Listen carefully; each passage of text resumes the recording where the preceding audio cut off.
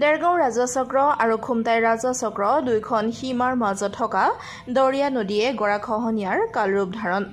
ৰঙামাটি গাঁও পঞ্চায়ত এলেকাৰ অন্তৰ্গত দৰিয়া নদীৰ গৰাখহনীয়া 100 কৃষিভূমিৰ লগতে কৃষকলৈ নমাই আনিছে ভাবুকি। দীৰ্ঘদিন ধৰি ৰাইজৰ লগতে দল সংগঠনে অভিযোগ দি আহিছে যদিও আজি পৰ্যন্ত বিধায়ক অতুল বৰাই কৃষক ৰাইজৰ সমস্যাটো সমাধান কৰিব পৰা নাই। শুনক সচেতন নাগৰিকৰ মুখেৰে। আমি অনাগত দিনবিলাকতো আমি আমাৰ দেৰগাঁৱৰ চাৰ্কুলক গোলাঘাটৰ অন্তৰ্গত খুমটাই চাৰ্কুল আৰু দেৰগাঁও চাৰ্কুলৰ মাজুৱা এইটো দৰিয়া জান নদী হয়।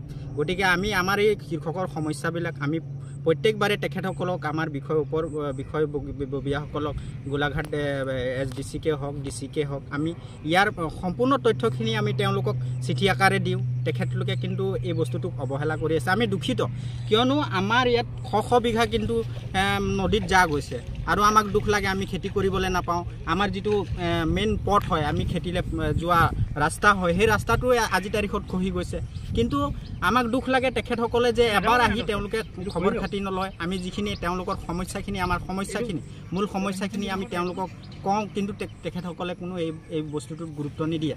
গতিকে আমি অসম চাহ জনজাতি ছাত্ৰ সন্থাই আমি দেৰগাঁও শাখাৰ পৰা অনুৰোধ জনাইছোঁ, দাবী জনাইছোঁ যে তেখেতসকলে অতি সোনকালে আহি এই বস্তুটোৰ ওপৰত গৰাখহনীয়া যিটো ৰোধ আছে তেওঁলোকে ৰোধ কৰিবলৈ চেষ্টা কৰক। আৰু বেছিকৈ হৈ গৈ আছে, তেখেতসকলক গুৰুত্ব দিয়াটো উচিত বুলি ভাবোঁ, কিয়নো চৰকাৰী কাম তেওঁলোকে যেতিয়া দায়িত্ব লৈছে কৰিব লাগিব। আৰু আমাৰ অসমৰ মুখ্যমন্ত্ৰীকো আমি অনুৰোধ জনাওঁ, তেখেতসকলে কৃষকৰ প্ৰতি বেছি গুৰুত্ব দিয়া কথা কৈ থাকে, কিন্তু আমি দেখিবলৈ পাওঁ এই বিষয়ববীয়াসকলক আমি জনাই থাকোঁ, তাৰ স্বত্বেও অৱহেলা কৰে কথাবোৰ।